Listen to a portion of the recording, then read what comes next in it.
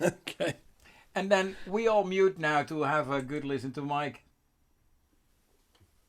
Oh, I'm just looking at all your faces and all your good cameras that you've got. I can't get my camera any better than that, so sorry about that. I shall probably have to invest in a new one. Well, it's my first time here, and I completely fell for Marin's thing, thinking, oh, everyone's going to put their hand up. He's not going to pick me first. And, of course, I was the only one who put my hand up. So I completely fell for that one, and I guess that's what the penalty for first time is. Anyway, I'll tell you a little story. This is a story from a land that could be far away or could be quite close, from a time that could be long ago or could be quite recent. And it's a story about a man called Mo. Now, Mo was a travelling troubadour, a performer, an acrobat, a singer, a dancer. And he travelled from town to town and place to place and settlement to settlement, performing for the crowds and passing the hat and making a kind of living. And he just liked to travel light and use what was available. So if he travelled to a town, and he would go to a pub and get lots of chairs and pile them all up into a great big stack and then stand on the top and balance and do impossible tricks and that kind of thing. And he was on his way to a town, having just been to a summer school, where he spent a week learning some new tricks at a masterclass. And he was excited and looking forward to trying out his new tricks. And he was walking along.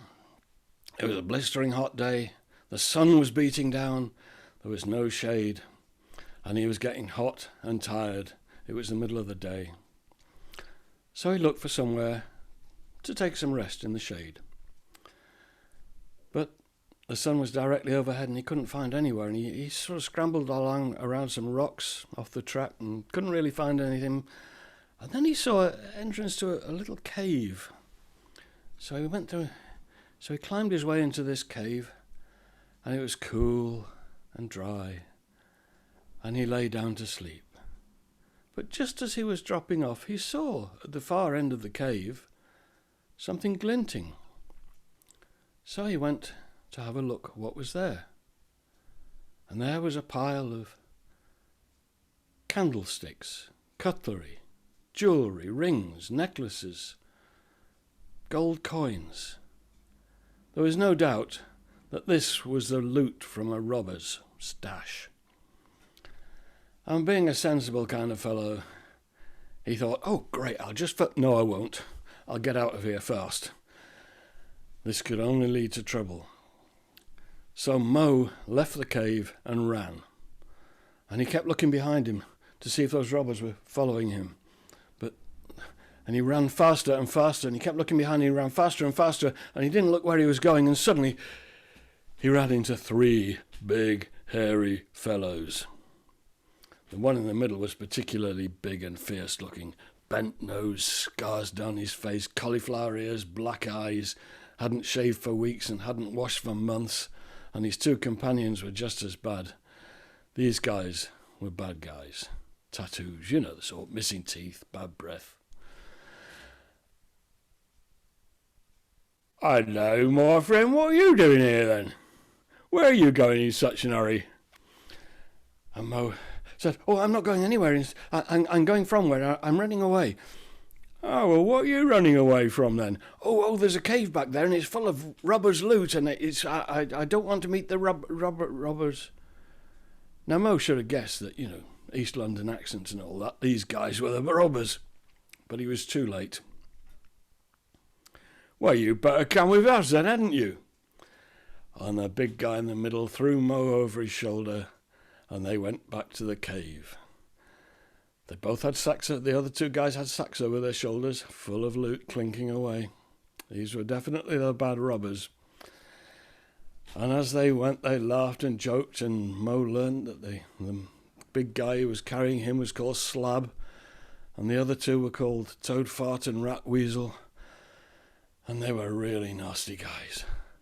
And they took him back to their cave, and they tied Mo up with ropes, and they knotted him round the wrists, they knotted him round the ankles, and then they tied him to a big rock, and then retired to the back of the cave split open a cask of wine, and proceeded to get very drunk while they discussed what they were going to do with Mo. "Oh, let's eat him. Let's roast him alive. Let's boil him. No, we'll hang him out for the crows to eat. No, let's stake him out for No, we'll just tie him up and leave him to starve to death." And they were plotting away all the horrible ways that they were going to kill Mo. Now, as it happened, I did tell you that Mo had been on a masterclass in his summer school, and the masterclass he'd been to was escapology. Now, he'd been looking forward to trying out his escapology tricks, not quite under these circumstances, I hasten to add. He was thinking of something more benign, but nevertheless, this gave him the opportunity to try out his escapology, and in no time at all, he got himself free, and he said, "Well, cheerio, chaps, I'm off," and he ran out of the cave. And he ran faster than a hare. He ran faster than a dog can chase a hare. He ran faster than a cheetah. He ran faster than the wind. In fact, he ran so fast that he ran right out of this story and won't be heard of again. But the robbers were still there. "Well, what are we going to do now then?" Well, they decided that they'd pretty well clean that town out anyway, to split up the loot into 3 and go their separate ways. But they needed to eat, so it was decided that Slab would go to the town and get some food, and the other 2, Rat, Weasel and Toadfart, would divide up the loot into 3 piles. So Slab set off to the town. Now, he had plans of his own, because he thought, well, why should I share the loot with those other 2? Oh, no, sorry, East London accent, wasn't it? Why should I share the loot with those other 2? I'm going to see them off. So he went to the town, and he decided to poison them. And in the town, as there was in every town, there was an apothecary that sold poisons. Now, you might think it's rather odd that there's a town that sells poisons to kill people when killing people is not allowed. But it's not so odd when you think about it, because in America there's shops that sell guns that can only be used to kill people, and killing people isn't allowed. So, as I said, it could be a story about the present. Anyway, Slab went to the town, and he saw a sign in the middle of the town, hanging over the apothecary's door: AstroZeneca, tarot readings, horoscopes, and poisons.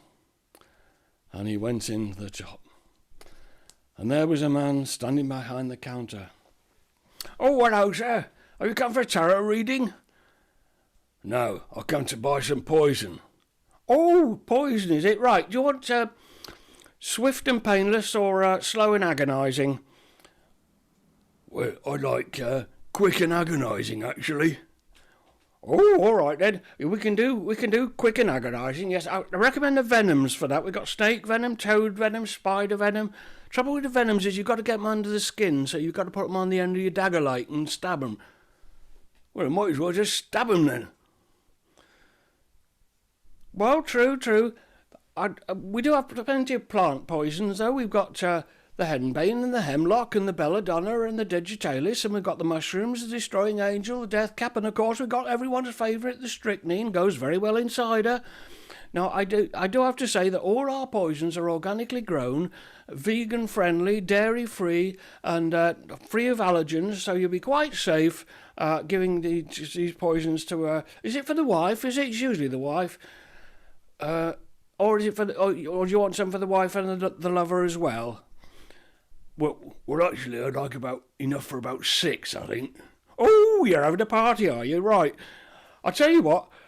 I'll make up a prescription for you, a nice mixture. You know, it goes well with the mixture. I'll have your prescription ready. Come back in half an hour, and I'll have it all ready for you. So Slab went off to get some food. And he went to a takeaway. He got 3 chicken tikka masalas, 2 lamb biryanis, and 2 beef vindaloos, and several quarts of beer. And he sat outside, and he drank some beer, and he ate the chicken biryanis, he ate the lamb rogan, what was it, rogan josh? I can't remember. Anyway, he ate the lamb rogan josh. He ate the lot, except for 2 beef vindaloos and a flagon of cider. And he went back to the apothecary's and got the poison, and he mixed the poison in with the beef vindaloos, and he put the strychnine in the cider, and he set off back to the cave, whistling a little tune to himself. I'll spare you that bit. He got back to the cave. He scrambled through the entrance. All right, lads, I've got you some food. Because those 2, while he was away, had planned that they would stab him as soon as he got back and just divide the loot between the 2 of them. Which they did. So poor old Slab, if you can feel any sympathy for this character at all, lay there and bled to death all over the cave. Meanwhile, Toadfart and Ratweasel fell on the food and drank the cider, ate the lot, and died there an agonizing death from the poison. So all 3 perished. And that really shows that no good comes of bad deeds. And if you ever come across that cave, just walk away. Don't run. Just walk and have nothing to do with it.